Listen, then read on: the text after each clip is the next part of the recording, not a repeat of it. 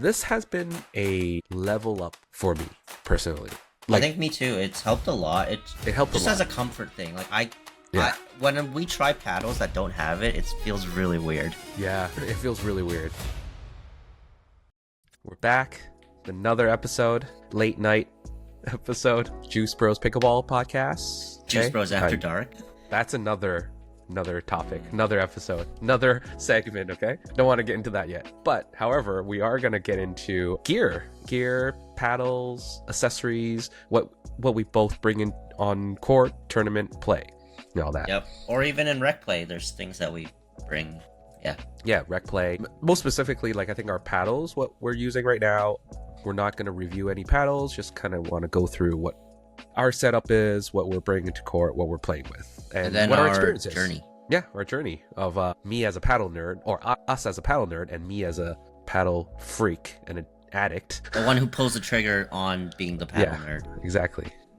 And we're gonna, by the end of it, when we cover additional accessories to it, one tiny thing I would say that really changed both our games, and we want to just kind of highlight that. So yeah. Okay, so we're gonna begin with how important is gear, right? Like how much does gear actually matter in pickleball? So what do you think? Like what level does gear start making a real difference? Aside from the paddle, but like gear in general. Like proper shoes, or price range, like more expensive shoes, cheaper shoes, or just regular non-tennis shoes. When does it start to make it feel different? Yeah. So I say, honestly, from the beginning, gear is pretty important in terms of like, especially shoes. I think if you're, a lot of people, they go in, they start and they just wear running shoes, which aren't made for side-to-side movement. So you can roll an ankle. Yeah.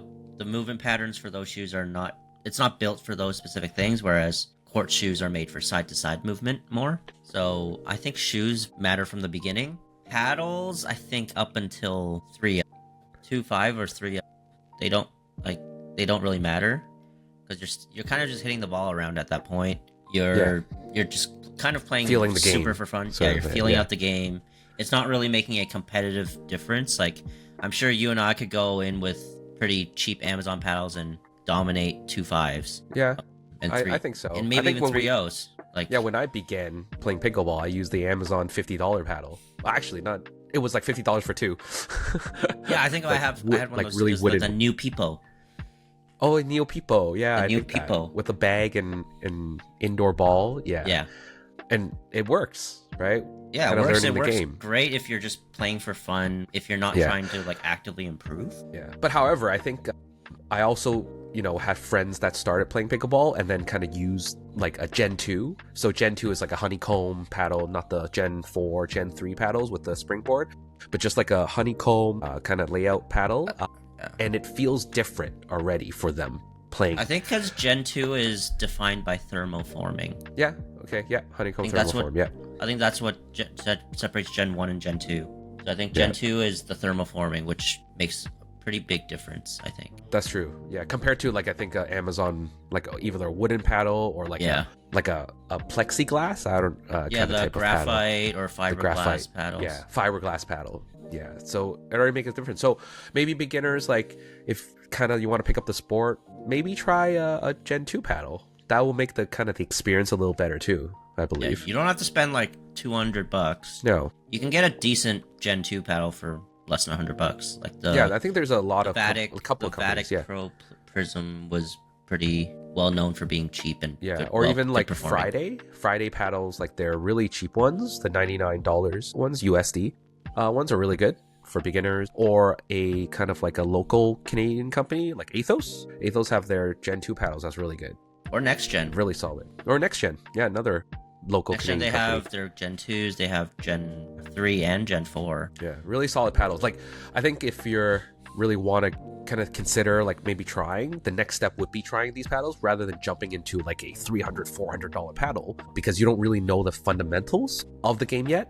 So you don't want to spend $300-$400 and then still kind of be bad at it, or the game's improving for you really slowly and you just kind of dumped in $400 and you're not even enjoying it. So yeah, it's kind of a bad investment. Yeah, like I think at that level when you're maybe 3-0, the paddle isn't really going to make you instantly better. It's going to help cover up some mistakes for sure. Like especially in touch shots, like maybe resets, the paddle might do a bit more for you, but sometimes it'll do too much when you can't it's kind of a crutch in a sense. Yeah. I think you're relying on it too much. Yeah, I think it also, like, you know, spending $400 might be the best paddle for pros and stuff like that, but it might actually hinder your game too, right? Like, because a lot of new paddles are power paddles that, like, beginners can't really control that power. So they're, like, overhitting shots, and then it's just blasting the ball out. So, yeah. And it covers up some weaknesses, because you can get away with just slamming the ball really hard at someone, and you're not learning soft game stuff that will take you to the next level. Yeah, and sometimes injury, right? On the other side, if you're blasting the ball, you know, another gear is eyewear, safety glasses. I think that's a really important investment, because in the beginning, like, I have, like, friends that really got injured in their eye. You know, it was before kind of wearing glasses, but after that, it was all just gotta wear glasses, especially because once you get better, or you play better players, higher level players, they know how to control the ball and not, like, you know, full sending the ball, hitting it so hard that it's just headshotting the other players. But if you're playing beginners, they might, because they don't know how to control the ball. They're trying to just win the point, so they might hit, like, really high shots that's aiming for your head, or even if it's out but you're not fast enough, so you might get hit. So yeah, like, I actually trust higher level players more than lower level players. Like, I don't know, some people might think it's counterintuitive because higher level players can hit harder, but higher level players can also control the ball more and hit certain spots. They're more accurate. Whereas beginners, even if they don't hit hard, but some can hit hard, some don't, you don't know where it's going. So yeah, I feel like even if a pro player, higher level or pro player, right, when they speed up the ball, right, they know where to target, right, rather than, like, you know, they're not accidentally targeting your head. No, they're focused on, you know, left, right shoulder, left, right hip, so that it's not gonna, you know, it's gonna hurt a little, but it's not gonna, like, injure you kind of hit. So yeah, and that's that. Like, don't need to, you know, spend $400 if you're starting the game or trying to improve. It's not gonna fix everything. It might make you feel good at the start, but I think it's the feel good, because that's me though, Adrian. Like, every time I told you, right, I'm like, oh, there's this new paddle, and I'm gonna try it. And then when I demo it, right, it's like, oh my god, I'm hitting all these shots. But then I realize there's a honeymoon period, and then I know, like, I told you, like, oh, once I demo one, and then okay, I'm gonna buy one. So I bought it. I remember the carbon true foam. So yeah, really good hitting it, but I got it, and then all right, couple games, a week or two in, really good still. But then the third week, everything started going downhill. I'm, like, missing, hitting balls too hard, overshotting, really slow at the kitchen. And it's not only that paddle, it's every paddle that been, because, like, for me, I think I learned my lesson now, is that I'm too fickle with paddles. So then you're not really dialing in or getting more reps in the same paddle to know the paddle in and outs, or what's its weakness, to tune it. So then if I'm always switching my paddles, it's always going to be a new setup, and then it doesn't help. And that's why there's sometimes where you go back to, like, a paddle from, like, a year ago, and you're like, oh, this feels good again. This was good, and then it doesn't. and then we're actually like, well, it's because you got better. It's not the paddle. Yeah. The paddle didn't change at all. You just went back with your new skills, and you're playing better with it because you got better. Yeah. So that begs the question, right? What matters more, a new paddle every time, you know, or fundamentals, right? I think it's fundamentals. That's because for sure, you said fundamentals. But there's a little bit of, like, where the paddle helps a little, like Amazon paddle versus a really good paddle. Like, you are sort of gonna get what you pay for the most part, but there's very diminishing returns. Yeah, I think when we're talking about Amazon versus, like, a Gen 2 paddle, then I would for sure, like, maybe put in a few more dollars into getting a Gen 2 rather than an Amazon, like, $50 for 2 paddles kind of deal. Yeah. You know, focus on the more Gen 2, more all court, I would say, control all court paddle. Budget-friendly, all court. Yeah, budget-friendly, that one. Yeah, just none of those, like, weird fiberglass 2-for-1 deal ones. Yeah, or, like, a really thin paddle, because it just pops, the ball pops out more, so you're not controlling it too much. It doesn't damper the vibration too much. So you might get tennis elbow or pickleball elbow playing it more. So my first real non-Amazon paddle was when I was Googling, and I Googled best paddles to buy. And I don't know why, their SEO must be amazing, because it always came up that the Onyx Z5 was there. So my first paddle that I actually bought was an Onyx Z5. But I see Onyx a lot when I started playing too. Like Yeah. all these seniors, like players, all have Onyxes. Yeah, it's like Onyx Z5, and then you hear like people like Zane Navratil and stuff. They're like memeing on it. It's like a meme. It's like it's like the one that everyone has at the beginning that's complete trash. And then now that I am where I am, I see why. Yeah, it is pretty trash. But it's like at the time you're like, ooh, this feels pretty good. So Yeah. I would say get something carbon fiber. Yeah, carbon fiber thermoformed. Yeah, carbon fiber, thermoform, maybe even not thermoformed if you get like a Paddletech, but those are pricey. Yeah. Paddletech's very solid too. Yeah, Paddletechs are good, but they're just pricey, I think. Just something from maybe like a general, decent, reputable brand, like a Paddletech.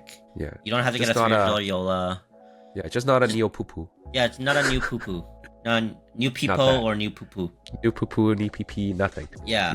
Exactly. But I think that begs the question, right? Like Temu, as we see it, Alibaba, AliExpress, like that, have sort of replicas of Yolas, Carbons, even now like bread and butter locos starting to show up. So, but then it's like it's half the price or even a quarter of the price. Like if you find the right manufacturer, it's like, $50 for a Yola clone of a Pro 4, right? So what about those? Like, do you recommend actually, 3.0 beginner players try those? Because it is $50. Yeah. I mean, honestly, as much as people would hate me for it, I would say go for it. Like, yeah, I think so too. Like, I think in the beginning when we started playing, there wasn't these options. We just had the Amazon or the Onyx C5, like those kind of options. But now it's basically like you could pay $50 to just demo a clone Yola Pro 4 and then try it out. It's not going to be the same because I've done my fair testing of a actual Yola and a fake Yola. It is slightly different. You can feel it if you know it, but again, it's $50. Just try it. And then if you get serious and want to go into a tournament, then buy the real one. But at least you can demo it without splurging $400. Just maybe the shape isn't right, because you can pay $50 or maybe $100 to get two shapes, elongated or a standard shape. So then you can know that, okay, standard is better, so I'm going to now invest into a more the legit one and then go into tournaments or be more competitive on it. So I would say, I think it's great for rec play. Like if you don't play tournaments and you don't need an upgraded paddle, go for the Temu. Like but if a paddle company ever sponsors us, I will probably change my recommendation. Also saw like in tournaments, people do use these Temu like replicas too, and they're fine. Like they don't get checked or get dinged on, disqualified, questioned. So I think some tournaments they don't really care, but the more bigger ones, like professional ones, do care. So sanctioned tournaments will care. Sanctioned, definitely sanctioned. So if it's like a local tournament, like they just say USAP just generally, as long as it's not ridiculous like a hand cannon, then it should be okay. But then if you're gonna play like sanctioned tournaments, then you should get an actual approved paddle because they'll check that. One step at a time. Just don't jump in like fully buy all the best gear, buy all the best paddle, because you don't know what you like yet, especially because you don't know what it is you're looking for. You're just kind of just going off name brand, and sometimes you're paying for the name. So speaking of like, you don't know what you like me, I thought I've always been an elongated paddle person, but recently I've picked up the wide body or even a standard shape, and it's doing really well for me, I think, right? So I think so. I'm gonna say, like, what's our current paddle setup? So I'll start first. So I've been using the bread and butter loco paddle and the elongated version, but now I switched to the wide body loco. So again, shape difference, bigger sweet spot. And why I switched to this, it's lower swing weight, so it's faster at the kitchen, and then bigger sweet spot, so it's more forgiving for my resets and all that. So I've been doing really well. So again, don't spend so much money like what I did, and then before that, demo a lot of shapes, feel what you like, and then before investing. But now I'm a wide body standard person. Weird. How about your weight setup? Or how about go through your weight setup? That's true. So I have tungsten tape on the lower side near the throat area, just more balance so that it's easier for me to maneuver. I think this is half inch per gram. So half gram per inch, I guess. Sorry, half gram per inch. So I think I have 4 inches on each side right there. So but it's really balanced, so you're good. I haven't seen you hit a ball in a while. I right? think with your elongated, you used to miss hit quite a few balls. Hit, yeah. Because this was a wider sweet spot. And goes back to the earlier question, right? Fundamentals or paddles. I think now we both got so much better in the game of the fundamentals that, like, I used to think that elongated would help me, like, reach more. So that's why I use it elongated. So that I would get away with, just reaching and then get the ball over. But now, because, like, as we got told or yelled at a lot of times, like, move our feet, right? Footwork is king, which is exactly right. So now we've been, like, I've been more mindful of, like, using my foot first, like moving there, and then paddle. So wide body really helps because I'm now moving there, getting behind the ball and then hitting it. So it's much more accurate. Yeah, you're like not thinking, oh, I can be lazy by reaching. You're like, exactly. I have a shorter paddle, so I'm gonna have to move. I have to work for it. Yeah. Yeah. So that's not a bad thing. It's not a bad thing. Working for it is not always like exactly. It puts you in a better position. Yes. Yeah. And I got more power, right? So my flicks are better. So my punches, counters, yeah, great. So I use the bread and butter Loco hybrid. So the difference between hybrid, elongated, and wide body. So wide body is like short, more square. Elongated is a little bit longer, probably about an inch longer. And then in between is like, or I think it was half an inch longer. And then hybrid is like quarter of an inch longer than the wide body and quarter of an inch shorter than the elongated. So it's very minimal, but I need it because I have short arms. I am the T-Rex. I call myself the T-Rex because I have the short arms. Not anymore though. Yeah. You're the raptor because you move, okay? I guess I move my feet now. Yeah, the raptor. Yeah, so the arms are still the same length, but yeah, but you're moving. I still reach for a lot of balls, and I still miss when I don't move my feet. But when I do move my feet, the raptor comes out, I guess. Yeah. So the quarter of an inch, sometimes I think it makes a difference. It probably doesn't. It's probably just a placebo effect. But I like the hybrid for a bit more reach, because I need it. It's good for my flicks. There's a little bit more leverage with the length. So if I hit the edge, it's a little bit more like torque, I think. Yeah, I just like the weight of it more. So it's like a nice balance between reach and stability. So best of both worlds, in my opinion. Who knows, I could be better with a wide body as well, just like Davin. I just haven't tried because I was kind of a hybrid person from the start. Yeah. So I don't know if we're going to go through our paddle history. Mine is a lot shorter than Davin's. So basically, as I said, I started with the Onyx Z5. Yeah. I quickly found out that was not really the play. Then I got a 6-0 double black diamond, which was hybrid shape as well. So that was hybrid shape. Then I messed around with paddles from like smaller companies. But they were all hybrid shapes. And then I went to Honolulu, the J2K, the glory days. So the J2K, also hybrid shape. Then I went to the J2K Plus. And then I went to the Honolulu J2NF, which I have next to me here. So I'll probably drop our promo codes in the description. If anyone wants to buy, use my Honolulu code. If you want to bet bread and butter, use Davin's code. Yeah. So we'll leave it in the description. Yep. Shameless plugs. And then so from the NF, I went to the Loco. So as you can see, they're pretty similar shape. Like they look very similar. So the reason why I switched was, from everything I heard, the Loco was basically like the Honolulu J2NF, but better in every way. So it's just like the exact same shape, the exact same stuff, but just more pop, more power, which is what I wanted because I'm not the biggest guy. So I'll take any bit of power I can get. So yeah, and in terms of my weight setup, from the start, I just used what Ben Johns did. I watched all of his videos he basically takes about like 5 inches of tape. So I think my setup is 5.5 inches of 0.5 gram per inch tape. And I put it basically starting at like 3 o'clock and then go down to basically like 4 and 8 o'clock on a clock if you're going to go 1 o'clock. So just for more stability, when I hit balls like down here, keeps it more stable, more energy return. And yeah, that's mine. Yeah. And I think you've been a hybrid guy. Like you performed so well with the hybrid that I don't think like... Well, I did use a wide body before. I did use a Yola 3S at one point. I had the Yola Scorpius 3S. At one point, the orange one. The Colin John's orange one. Yeah. That was interesting. You also use the Fat Boy once. Yes, I used a Fat Boy for a tournament because my J2K core crushed the day before a tournament. And I was like, wow, I don't want to use an unpredictable paddle. So I asked Davin, could you lend me a paddle?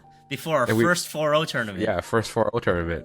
And I was like, the night before, I was like, I guess I'm going to borrow your Fat Boy. Yeah. Went So to Fat Boy practice is from Fat Boy bread and is butter. the same shape as the Loco, but it's also bread and butter, but it's a Gen 2 Kevlar service, so it's softer, plushier. Yeah. And it's a good paddle. It worked really it well. worked. Yeah. It was very good. It was very good. Yeah. Basically, your wide body is just the Fat Boy, but with It is. foam, But with foam. and Yeah. stuff. Yeah. So, do you think like like the Loco is more on the power side or control or all court? What do you think? I'd say it's definitely more power on the power side. Right? Yeah. Yeah. Definitely more on the power and pop side, and that's the trade-off that Yeah. I'm willing to make because Yeah. I feel like I have pretty soft hands, coming from like a baseball background. So I feel like I can catch the ball decently well and absorb pace. So I'm making that trade-off where I want a bit more power, especially on my counters and putaways. Yeah. So that Get that extra oomph. yeah, a little oomph, Onto it, right? especially when Yeah, you yeah. pop a counter back. Yeah. So it's really nice for that. And I feel like Yeah. I think like why I do really recommend, besides being the paddle of the year 2025, is that it gives, because it's a power paddle, and then if you have like your dinks and stuff, because it comes off of it, I think a little, it's not poppy, but like it gives that slightly pop so that it's actually forgiving for a dink, and it gets it over. I feel like you don't have to too much work, but again, you still have to have your footwork and all that, but it just gets it over better. Like, that's what I feel. I feel like when I the use it. hardest part of dinking with the Loco is actually reining in the power rather than like getting it over. Because getting it over is fine, but the problem is sometimes they pop up because it's pretty poppy. Yeah. In general, Yeah, like it that's fair. happens for me too. So That's I don't fair. really think I have an issue with getting it over, as compared to like other paddles. Sometimes I have to like swing a bit faster, swing a bit harder to get the ball over. Whereas with the Loco, it's kind of the opposite, where it's like they go over, but sometimes they go too far over. Yeah, and it's not like an uncontrollable, like all of a Not like sudden a a boomstick for random me. pop up. Yeah, it's not a random pop up, but it's just slightly that. You're right. That pop, it's just when you're dinking, it comes off higher, so that the ball might be, your dinks might be higher, right? If you don't have that. Yeah, if you don't have your swing speed pretty yeah. dialed in, Yeah. then it can pop up at times. But Yeah. that's the trade-off we're willing to make for a bit more pop in our counters and stuff. Yeah, that's fair. I have no complaints. Yeah, that's why been back and forth, and then it's always the Loco, back to the Loco. Right? Yeah. All right. Speaking of gear beyond the paddles, okay, I think you mentioned about shoes is really important, and I agree. Like, don't skip on shoes. Like, shoes can it's a night or day thing. It's proper shoes can help you prevent injuries, and also if you play a lot, it helps you with knee pain, heel pain. The right insole, the right shoe. So yeah, shoes is a really good one. So, and then I think we've went through many type of shoes. Yeah, different brands. Different brands, because the outsoles wear out so fast if you play a lot, especially on hard court surface, dedicated surfaces. I went through like the brand like Head, their Sprint line, and then Asics. Asics was really good. I think I really liked the Resolution 9s, which they don't Gel Res make. 9s. Yeah, Gel Res 9s, which they don't make anymore. Sad. Yeah. Sad They're a face. lot different than the 10s. I've heard stories from yeah. people that have the 10s. I think you had the 10s, didn't you? Nope. Did you have the I 10s? did not. No. I did But not. I heard from the everyone 10s that- was bad too. Yeah, I heard the 10s were not good because they're a lot stiffer. It's heavy. Stiffer Yeah, and heavy and stiff. Yeah. So we prefer the Gel Resolution 9 if you can never find them anymore. Yeah. Which I don't Definitely know get if you a can. couple pairs if you can, but Yeah, I think they're Gel discontinued. 9s are really so- good. But I hear there's then some alternatives that are good, like A6 FF Speed. I haven't tried them personally, but Yeah. yeah. Right. So I'll only talk about the ones that I've tried personally. Yeah. The ones we've gone through, right? And then after that, we both. Oh, I went to the Babolet Jet Mach Babolat, 3s. Jetmach. Yeah, those were actually coming from a Gel Resolution 9. Like, and then I went back to Head. The Babolet's Jet Mach 3s are really good. Yeah. I think it's even better than, in my opinion, better than the Gel Resolution 9s from Asics. I think it's just, I would agree. the grip is so much better. It's still as light. The toe box is wide enough for me because I have wide feet. So yeah, it's really good. My only complaint is a little bit of the durability of the outsole on the Babolots are a little lacking. So I've had 3 pairs of Jet Mach 3s. My Yeah. first pair lasted me around a year, I think, but that was with varying amounts of play in different surfaces. My second one, I mainly played on like hard courts, so then I went through it in maybe like 3 months. And then my current pair, I think they've only lasted me about a month. Meanwhile, now I'm getting into like the under parts of it. Oh yeah. I think mine too. I think mine lasted 4 or 5 months, and then it's just the toe area on the bottom side. It's just one more. 4 or 5 months. That's pretty good. That's really... But you play a lot more than me. Oh, that's true. Right? Watch our other episode to see how much Davin plays. Yeah. Not as much as this guy. Yeah. So that's why it lasted 4 or 5 months, which is good. But then if you play a lot more, then it doesn't if you last. play like every day, then it can wear. Like they say, it's Michelin rubber. I don't know if that's like making a difference. It's Goodyear. Was it tire Goodyear? I thought it was rubber, right? Michelin. Like Michelin, man. I thought it was Michelin. Michelin, Goodyear. Michelin tires are Goodyear. No? Are they? I thought they were two separate things. Okay, well, anyway, but there's like a tire company behind the rubber. Yeah. And I'm like, okay, that'll make a difference. Not really. Yeah, but no. But Jetmocks are great because they're really light. They're very fast. They fit well. The arch support is good, especially because I use custom orthotics. So my podiatrist prescribed me some custom orthotics just so that I can use them while playing pickleball. So I have those in my shoes. So because I have flat feet, I need it. So I still get heel pain sometimes, like if I play a lot. But the orthotics definitely help a lot. So I don't know for other people that do need orthotics, they're pretty good for it. Especially the Gel Res 9s, I think were better for my orthotics. But I moved them from the Gel 9s to the Babolat's. They still fit okay, but it's not the exact same. Yeah. But I think it's still fine. It works great. So Babolat Jetmock 3s are really good. Yeah, I think I had custom orthotics, but again, it really helps custom orthotics because it just molds to your feet, whatever problems you have flat feet or all that. But do find a credible one. I think mine didn't help when I did it. I think you have to maybe ask the right questions, or it's sports related orthotics if it's possible, because I think mine was just for everyday use and did not help. It actually made it are they worse. like over the counter ones or no? No, it's not. It's actually it's custom. 3D scanned and all that. But it was just like they weren't built too much. Like they have the arch and stuff, but then it just didn't help. It actually my heel hurt. So and then I switched to a more foamy one, but it's like they're calling it a cloud kind of way insole, but that helped me. So find what works for you. Some people like over the counters. Yeah, everyone's foot's different. So let's try it out. Yeah, again, So shoes, and then now, I went back to head. Like my battlets are gone, so I can't really use it. So I went back to unusable. My head. Yeah. But you also wore your Gel Res 9s on a family trip. Yeah. So okay. Pro tip: don't throw your pickleball shoes or tennis shoes out. So I went to Japan, and then there's a lot of walking in Japan. So I was like, okay, I can't wear my Adidas Superstars because it's really flat and I'm not going to last in those. So why not? I'll take my Gel 9s over there because I'm going to throw it away anyways. So might as well just use it for walking because I'm not playing. It changed my whole trip. Like I did not get tired. My legs did not get fatigued. Didn't have any blisters or anything. Like it just, wow. It's a game changer, I think. But so because they're court shoes, they're kind of made for more side to side movement. Were you moving side to side much while you're walking? No, I wasn't. Though? But it has that stability too. True, it's very stable. So right, it's very stable. It's very light. So then, you're moving around. You're not lifting heavy shoes when you're walking every step. So felt really good. Yeah, because court shoes are kind of made to be lighter. So consider it.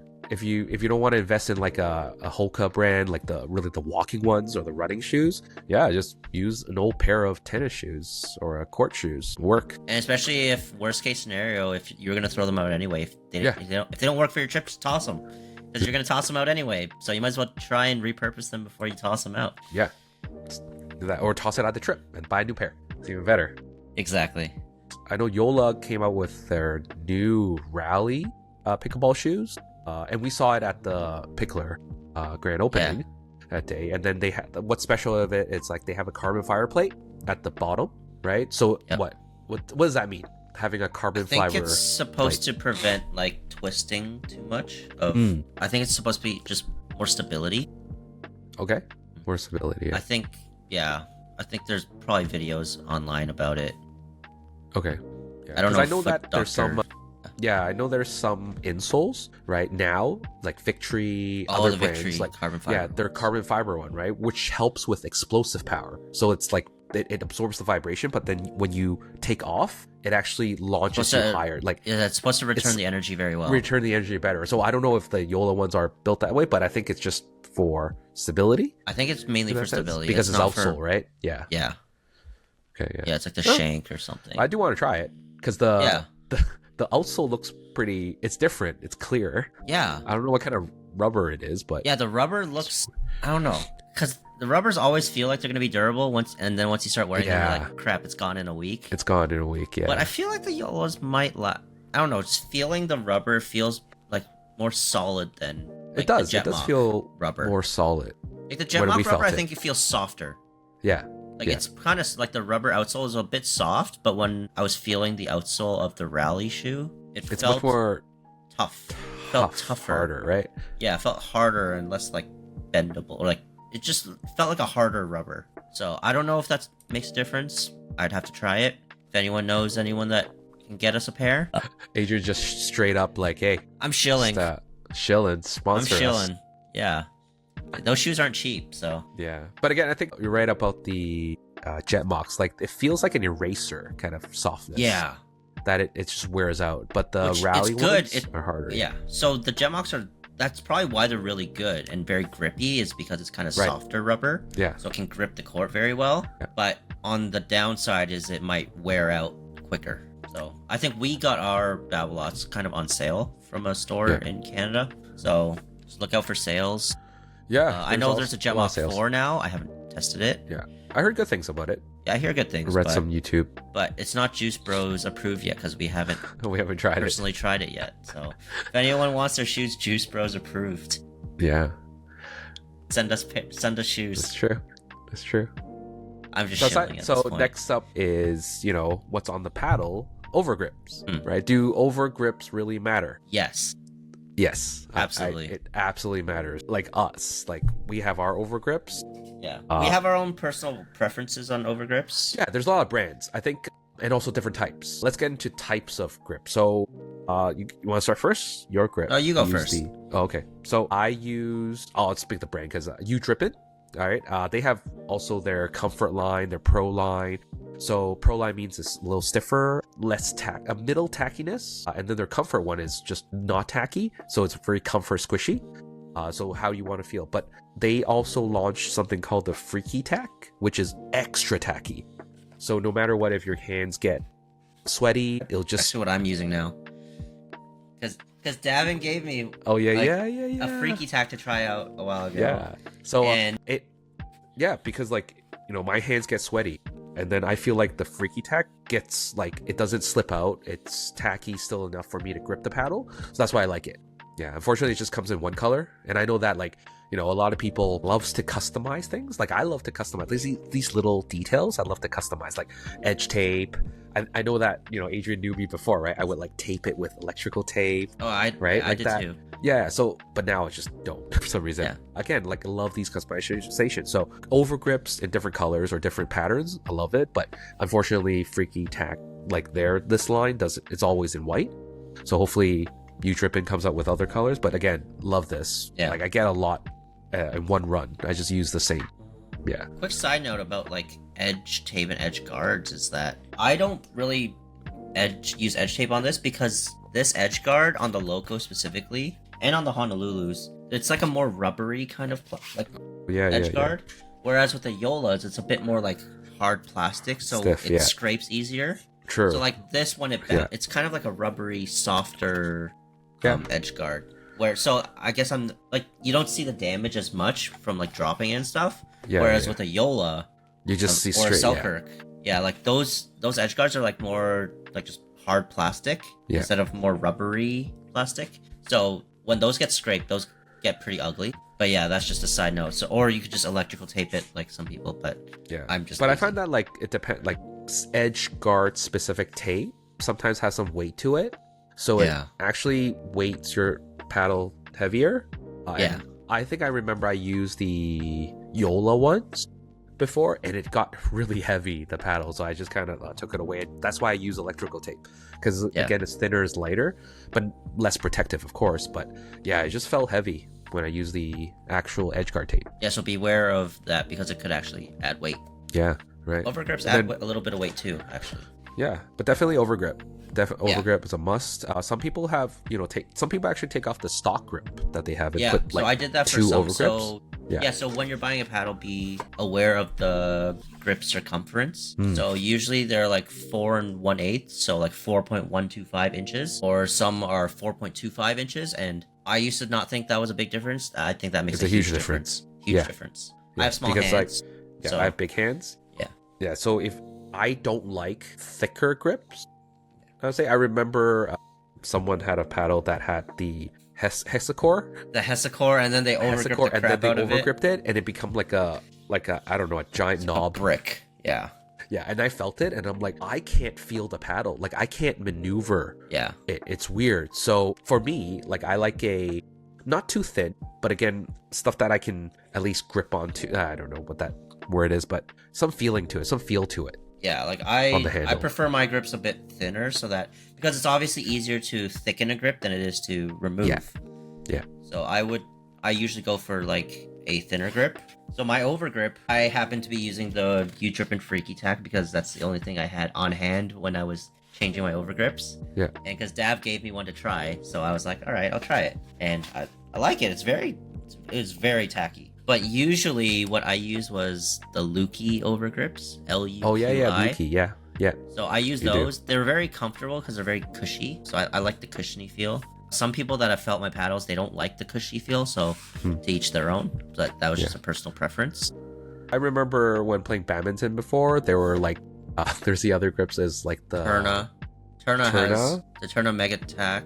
Yeah, that's pretty good. But then there's also like ones where it's like a piece of cloth, like fabric, like the fuzzy ones. Oh yeah, where it's like it absorbs the towel grip. Yeah, I have no for idea. Me personally, it's the weirdest thing because like it absorbs so much sweat. Like if your hands are sweaty, and then it just gets I don't know, weird. I can't do those.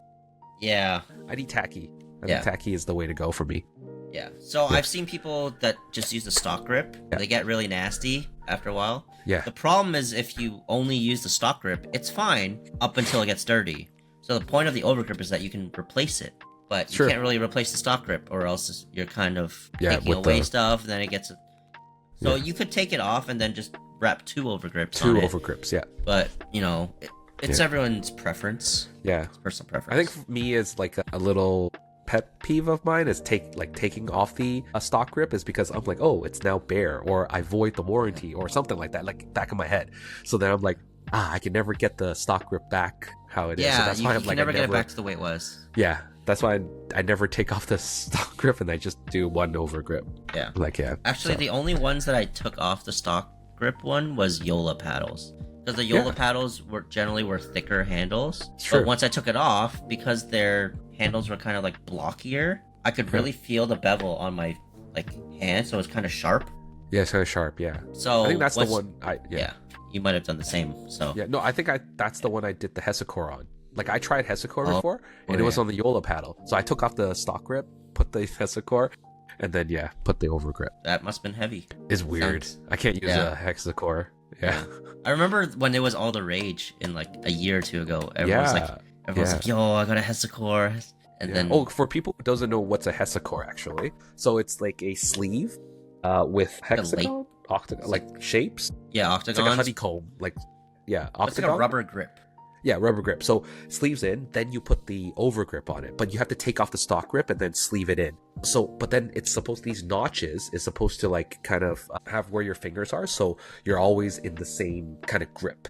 So you're not like slipping or, opening the paddle too much or turning like that. So it's always locked in. So yeah, it was all the rave 2 years ago. Yeah, I don't know what happened to that actually. Actually, yeah. I don't hear much about it anymore. Not many pros use it either. Before, I think there were couple pros that use it. Yeah. Used it, but oh well.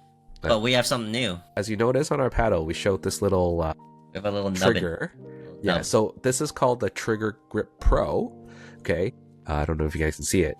Yeah, but it's literally a trigger, okay? So what you do is you take off the overgrip, you slip in this trigger, this rubber, it's a soft rubber, this trigger onto it, whichever position, if you like it certain way. But we have it at Continental. Yeah, in a way that when we hold, our index finger is on the trigger like that. But yeah, so it goes on there and then you over grip it. So what this does is you put your index finger onto the trigger because that's how you normally, but it actually locks in your position, so it doesn't rotate while you swing out. So then you can like flick. Well, if you do a flick, backhand flick, it's actually much more, I would say, you get more leverage. They get more leverage. That's the word. Yeah. Leverage. You get to pull on it. Yeah, you have to pull on it so that you're not, for me, it's like you're not death gripping. Because I feel like without it, I death grip. And then once I'm tense, I death grip and then it just launches the ball. But with the trigger, I can actually pull onto the trigger and then loosen like the other finger so it's not death grippy. So you see it right now, I'm just holding the paddle with the trigger, but I can still like kind of flick onto it without. Whereas without it, it's very floppy. Yeah, without it, it's like... Yeah, but try it. Yeah, like that. If you turn it and try it, it's pretty floppy. Yeah, it's very floppy. Like, but then and then when you counter, I think counter is the much more beneficial one, where with the trigger, you can actually hold it like much as a stronger like a board to block the ball or counter the ball better. Yeah, or even your overheads, like you have that leverage trigger to like just, even on drives to an extent, you can kind of like pull up on it a little bit. And pull up more just to kind of like whip it more, yeah. I feel like. So yeah, this has been a level up for me personally. Like, I think me too. It's helped a lot. It helped just a lot. As a comfort thing. Like when we try paddles that don't have it, it feels really weird. Yeah, it feels really weird. Off because we're so used to having the yeah. This gives more leverage, like for us to like pull shots. Yeah, especially for backhands. Yeah, that's for backhands. I feel like I can pull on it, like I can pull forward. So when I'm like this, I can like pull on it. So it gives me a bit more like oomph. And usually when people teach like holding the paddle, they kind of teach like a trigger grip anyway, like to have your trigger finger. Trigger like that, not like this or something. Yeah, not like a hammer grip. Not like a hammer. Not like this, but like to tilt it and then you put the finger up here. And then have like a little trigger finger.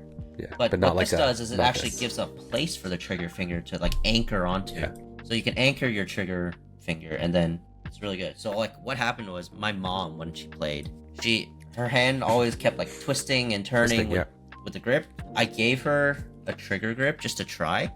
I think her duper would have probably gone up like a full point or like half a point. It was like a game changer. She instantly got better. Yeah. So I'm not saying it'll make you better, but it made my mom better. So trigger grip, sponsor us. Yeah, like I think this, rather than buying a new paddle, this is actually a better investment than buying like this. When I think I used this on my old paddles, and actually did change a lot for my game. This just helps it, be more stable, more stabilized. Yeah, I felt like this is the best investment ever. Yeah, this was really good. I remember I was the one, like, I think found out about this. Yeah, you got us onto it. Yeah, and then you guys were like, what is this? What is this thing? I'm like, I don't know. And then I tried it. I'm like, it feels really good. Yeah. And then, you guys just like, oh yeah, it does feel really good. And then now we use it. Yeah, we used it again. Yeah, really good. We bought a couple with our own money. Yeah. So like we believe in it enough. Yeah.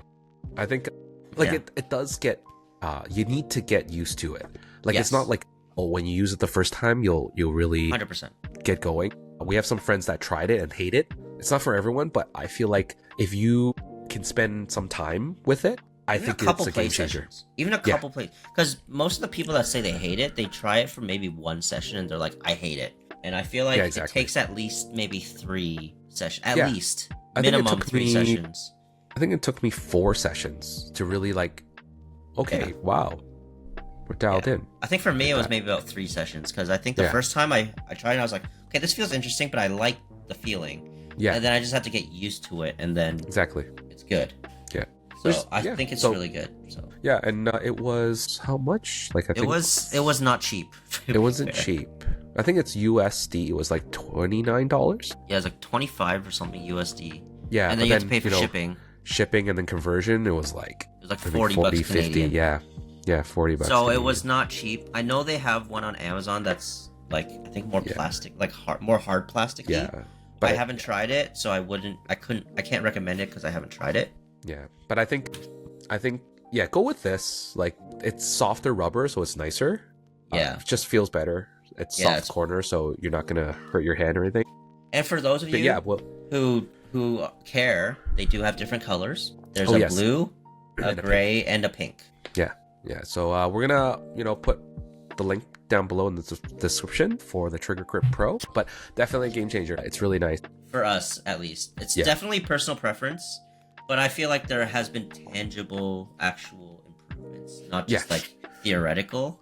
Yeah, and it's been constant. Like, it's not like I used it and it's bad the other day, another week or so, but it's been constant improvement with it. Yeah, it may not make you full on better, but it adds certain things where it will make things easier to an extent, like more stability, more stability, more leverage. Me, the most beneficial is the flick, because I can lock my wrists and then just use that trigger grip to pull up, just pull it. Yeah, I think that's the most beneficial. And then now my flicks are better. Yeah, so actually it made your flicks better. Yeah, so forget what I just said. It can make you better. Yeah, and my drives. I know I have a good coach right here, but the trigger grip did help to just leverage that pull. Yeah, just having something to anchor that finger onto, whereas without it you're kind of just bare. It can slide around. Yeah. But with this you can kind of anchor it. So I like it a lot. Yeah, for Juice Bros approved. Juice Bros approved. Yeah, that might be the first. I don't know. What are Juice Bros approved? So the Loco's Juice Bros approved. Oh yeah. Babolat Jet Mox. Babolat Juice Jet Bros Mox, approved. And then Trigger Grip. Yeah, and the Freaky Tack Overgrip. Yes, Freaky Tack is Juice Bros approved. Yeah, this is our paddle setup is that. Yeah. How about other stuff? Like, I think we talked about like glasses. Like, I don't wear like safety like sport glasses because I'm prescribed. Like, I tried like the curved ones, but it made me dizzy, so I just use my regular glasses. You too, I think. Yeah, I do. We both for just now, use our regular. I had a spare pair of glasses that I used just for pickleball that I allowed to break, and then they actually broke too much, so that I actually have to use my regular ones, which is scary because I don't want these to break. Sure. Yeah. Some people like the Pillas. Oh yes. I haven't fully been able to test it yet. I have a pair of Pillas. I need to get them exchanged because of the prescription in it. I just need it to be adjusted because it's very curved, the lens, and my prescription is kind of put in as is without accounting for the curve, so it's messed up for now. So I'll have to deal with that. But the people that I have are friends that use it. They like it. Actually, there have been mixed reviews from people. Some people some people like it. Some people are kind of on the fence about it. Yeah. I think one comment that I heard was that because the lens, the different color, makes the ball jump out more, so it's like a huge contrast where the other things on the court just kind of dulls out, so you're not used to it and that, so the ball's just really in your face. And so there's that. But that's Pilla specific. Those are expensive. Yeah, it's really expensive. So I cannot Juice Bro approve that yet until I fully get my hands on. But I think it's some type of eyewear. Yeah, protective glasses. Just protect your eyes. Yeah. I know there's some other kitchen blockers is a really big brand now. If you don't have prescription kitchen blockers, they seem to work well. Style wise is hit or miss. Some people like it, some people don't. Some people hate it. So but again, it's not expensive, right? But it protects your eyes. Yeah, with the game getting faster, you need to protect your eyes. You do. And paddles are hitting harder, right? New technology, power paddles. So yeah. And even experienced players, sometimes they don't always hit the ball perfectly, and it can sail high. Yeah. Especially it's the most common ones are like a net court ball that hits high and then hits your face, or ricochet from your partner's paddle. That's the most common. Yeah, it usually is not your own fault when you get hit. No, it's not. It's usually not people directly hitting the ball at your face, where it sometimes is, but a lot of times it's the things you don't expect, like ricochets off the net cord, your partner's paddle, your own paddle. Yeah, your own paddle. Things like that. So that's Juice Bros approved. Yeah, and then you don't wear a hat. I don't really wear a hat.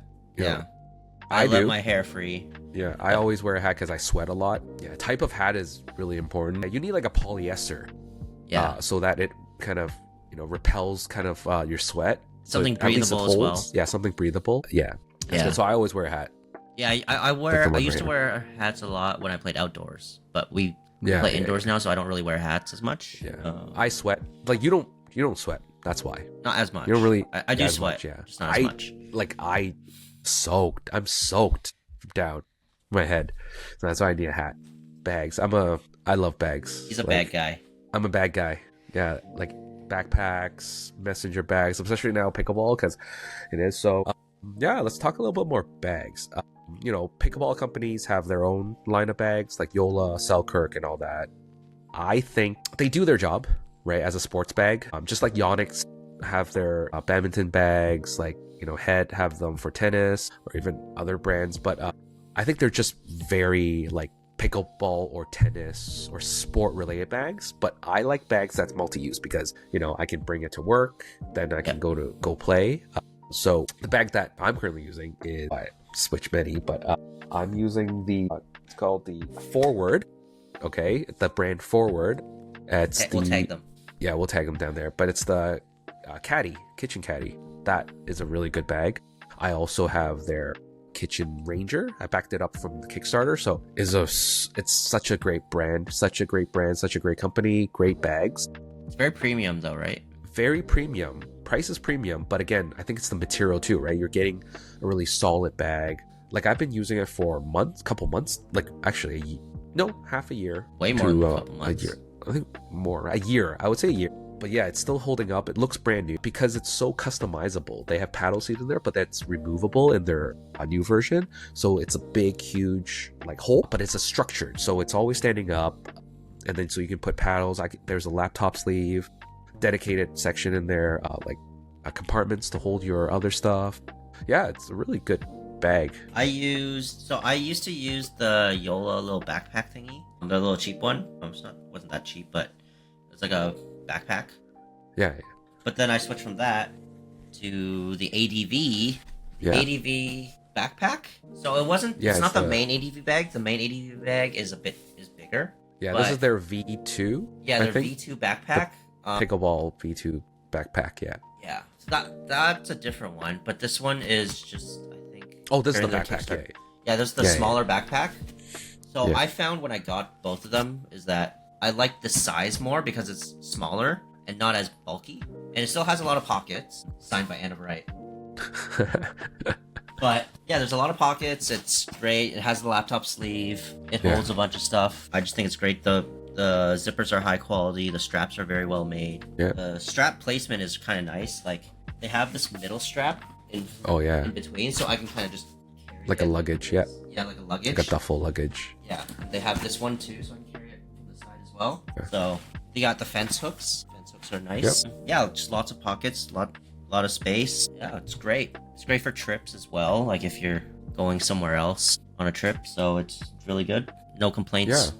Yeah, I think these two brands does really amazing for bags. I haven't seen any new ones. Like I know that other companies do it. Neonic has their new backpack, which is pretty nice. So like it has a dedicated actually zipper sleeve for your laptop and your iPad and stuff, but then there's also a more vault section where you open up and then you can put your other stuff. But I think the caveat is that it's expandable, so if you have more stuff, it's like a luggage expand, so you just unzip it and then it expands further. So but it becomes like a turtle shell, oh, that's cool, like a huge one. So and the price isn't bad, so that's a pretty good one. Oh, for the ADV bag, they have like an insulated pocket for drinks and stuff, like a cooler pocket, which is nice as well, if that matters to you. Yeah, I think for tournaments, it really matters. Like if you need to keep your electrolytes, Gatorades, or anything, water, cold, fruits, and all that, a cooler bag section would be good. And it's all in one, right? So you don't have to carry like a cooler separately, but then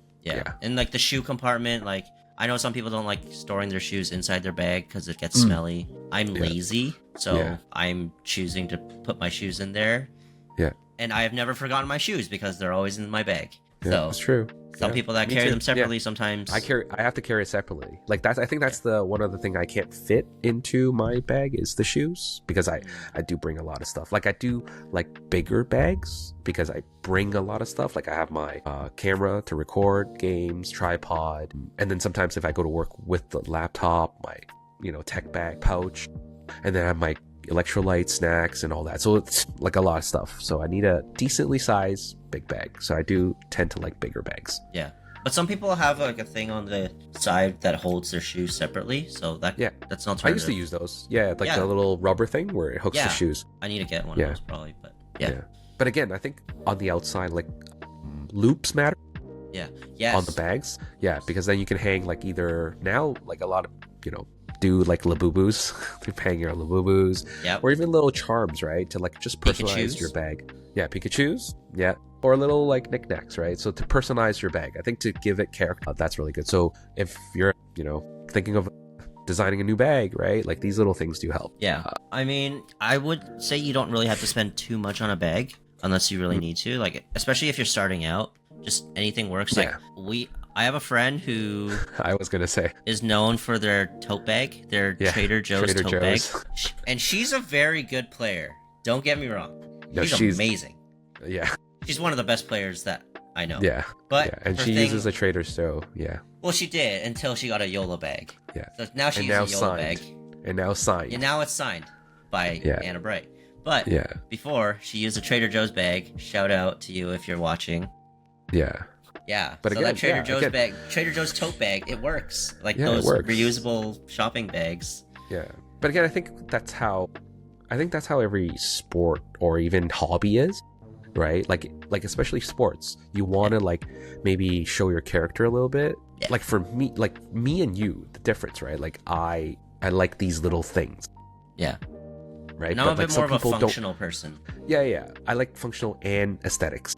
Yeah, sometimes. I'm way less aesthetic and more just functional. Yeah. So, but then some other people outside from us, right, just comes in with I don't know. I've seen more functional where they're like they'll probably put it in like a plastic bag. Or like the drawstring bags, like like those things where bags. Well, and then I have a couple balls in there. It's like not even organized, but like me and you, the difference. Yeah, and then me and you, the difference is like for my bag, I have like pouches, like here. Yeah. You know what? Like I have, like I was saying, like my camera, I have a pouch.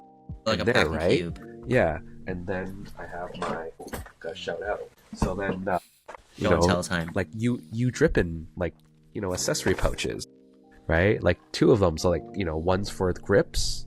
Okay. One's for grips and one's for my snacks and electrolytes. Wait, those are in your bag every time? Yeah.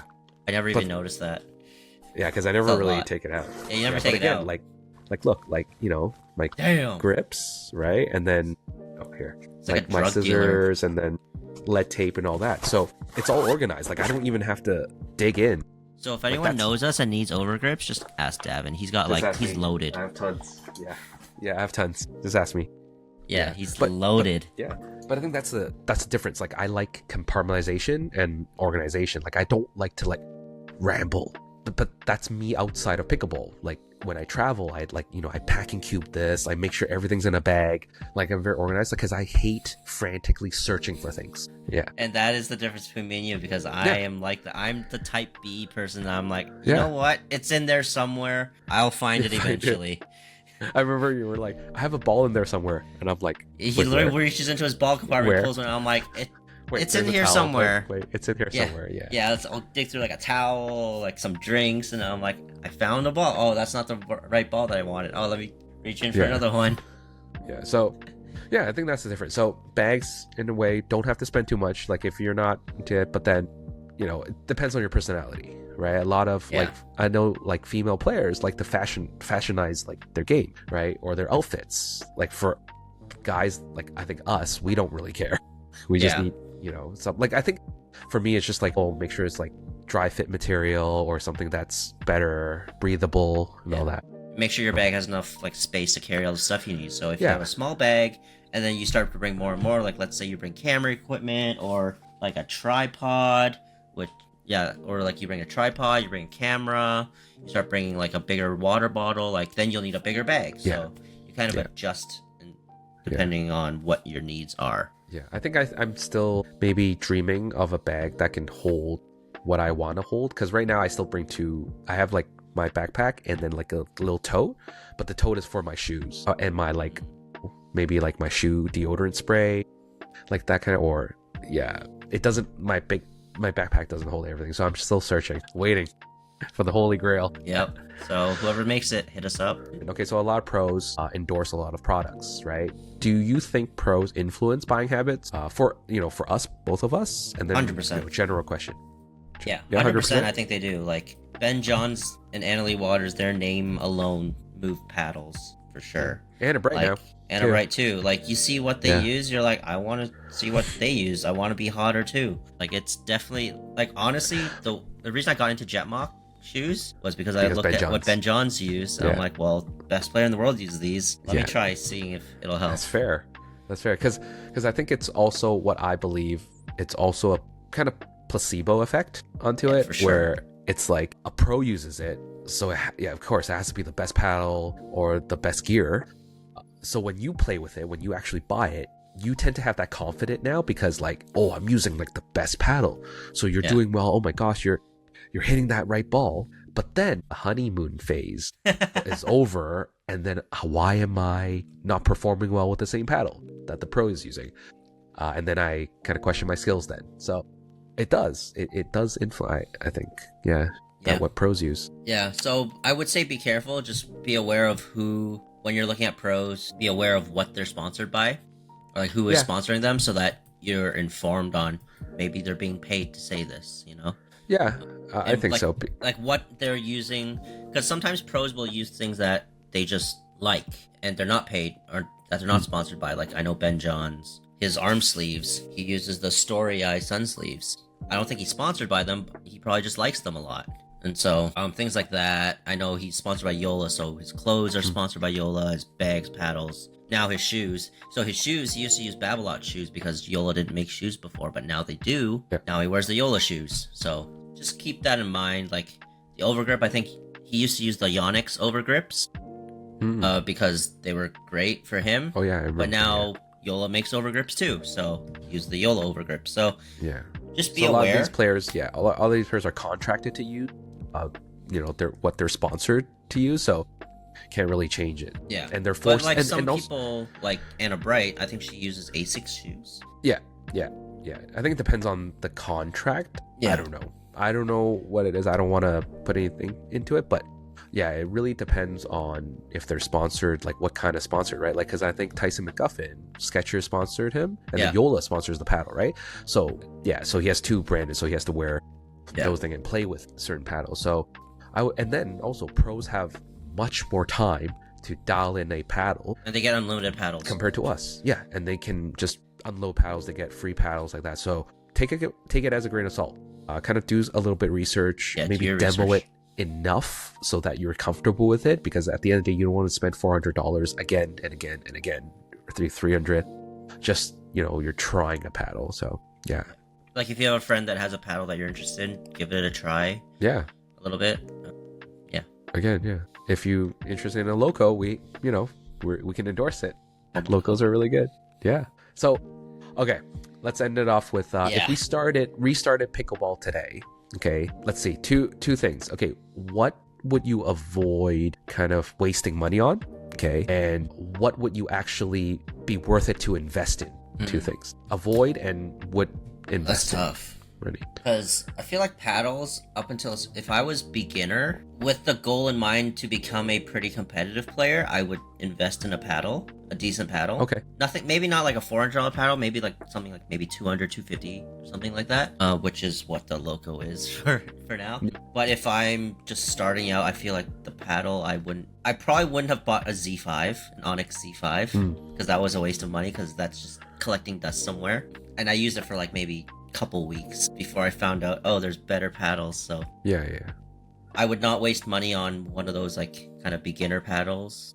But back then, cheap paddles were not really a thing, like the Fridays and the like, or even Temu knockoffs. Or Temu knockoffs. So they didn't have those back then. But so now, if I started out, I would probably get a Temu paddle. If I like wanted to just try it, I would just get a Temu paddle. Shoes, I would definitely still invest in. I probably wouldn't go for like Jetmocks, which are more of like a high end. I'd probably get like a solid like Ace or Skechers shoe or Asics shoe, or shoes dedicated to the sport, like tennis or actually definitely would still be court shoes, but maybe I wouldn't go for like, I'd probably maybe look for something on sale. Right. Maybe I wouldn't pay full price for like a pair of Jetmocks, which I did before because I was like, "Ooh, Ben Johns," but yeah. So I Pro would probably, influenced. yeah, I was influenced. So I would probably Yeah. dial down like the high end stuff, and I would just go a bit more mid range. Yeah.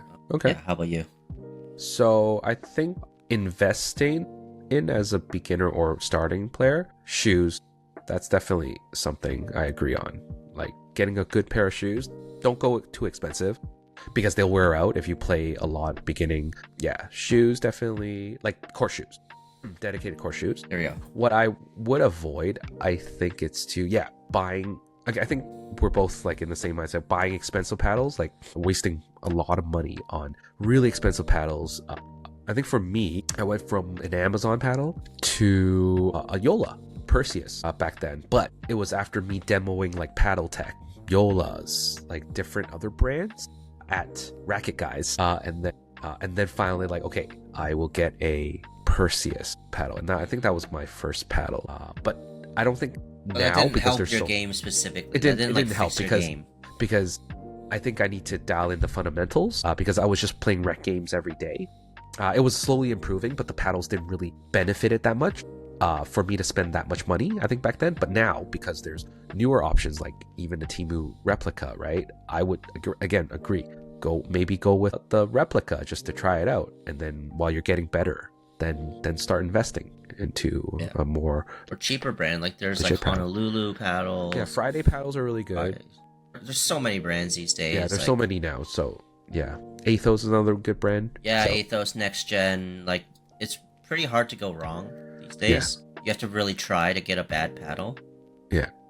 Yeah, and So, honestly, I've seen beginner players with like the latest Pro 5 paddle that's like $450 bucks, or like beginners with boomsticks, and I'm just like, this isn't gonna help you. Like, and then they're just popping things up, hitting things in the net. It's like, that paddle's not gonna help you not hit it into the net. Exactly. You are the fan of the Gatorade and the Powerades. Yeah, so that's two different camps. So that's true. Some people like to just bring water.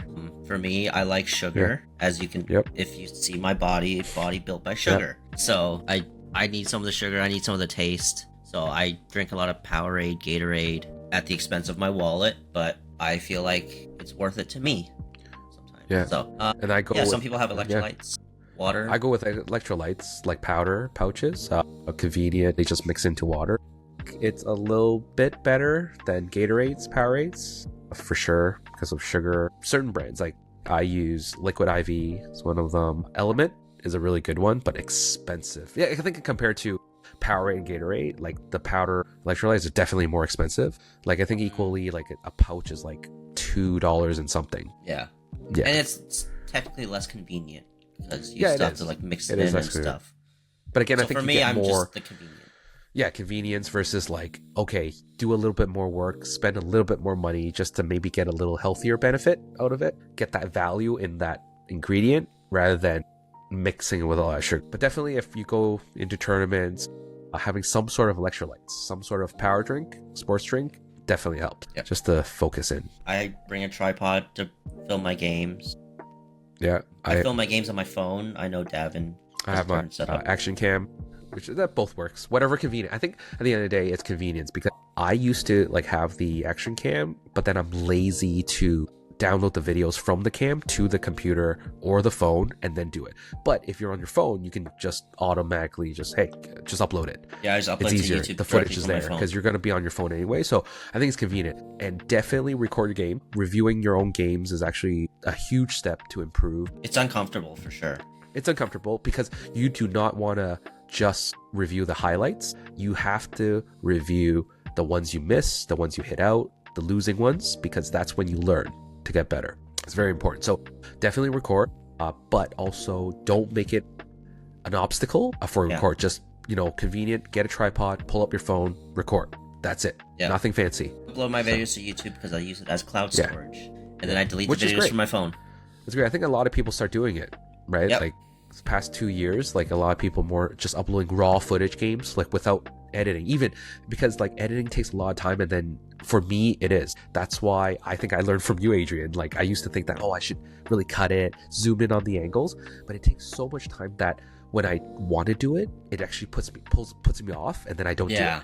right? But for you, like, you just upload, which is fine. I And just straight upload. I'm just like, I will be on the toilet being like, all right, it's time to upload. Throw it up there, and then so I can do it from my phone. So yeah, it's great. I have I bring your mics.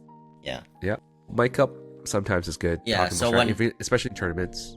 Yeah, I bring the mics. We mic up in tournaments just for fun, especially for Yeah, long or even, tournament days. Battery banks are useful. Or even a wire and a charger, like something Yeah. like that. Yeah, just something. Yeah, that's good. Yeah, Okay. I think that covers it. This is a long episode, but we talked about a lot of stuff. So Remember to like, comment, and subscribe. All this is non-sponsored. You know, we find it really good because it's what we kind of like using. yeah, and, it's our hobby. just provide a little insight to what we use. All right, we'll see you in the next one. See you next one. Peace out. Peace out.